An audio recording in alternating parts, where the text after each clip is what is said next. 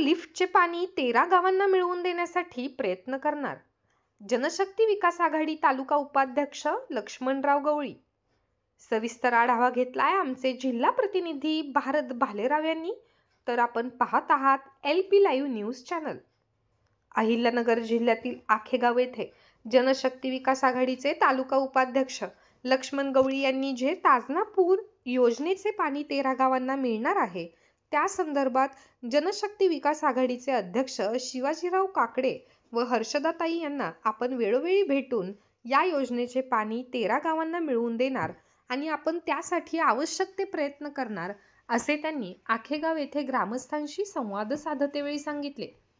कारण असे की मी एक सर्वसामान्य कार्यकर्ता असून त्यांनी आपल्या पक्षांमध्ये घेऊन एक सर्वसामान्य कुटुंबातील व्यक्तीला स्थान दिले आहे. त्यामुळे तालुक्यातील जनतेच्या पाठीशी उभे राहून आपण सर्व प्रकारची कामे मार्गी लावण्यात हातभार लावू असे त्यांनी सांगितले व जनशक्ती विकास आघाडीने त्यांच्यावर जी जबाबदारी दिलेली आहे ती योग्यरित्या पार पाडू असे त्यांनी सांगितले. त्यांच्या या निवडीचे सर्व स्तरातून अभिनंदन व कौतुक होत आहे.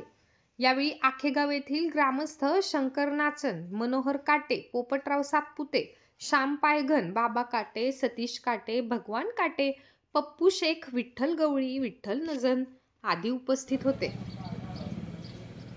जनशक्ती विकास आघाडीचे संस्थापक अध्यक्ष ॲडव्होकेट शिवाजीराव काकडे साहेब आणि सौ हर्षदाताई काकडे यांनी माझी जनशक्ती विकास आघाडीच्या शेवगाव तालुका उपाध्यक्षपदी निवड केलेली आहे.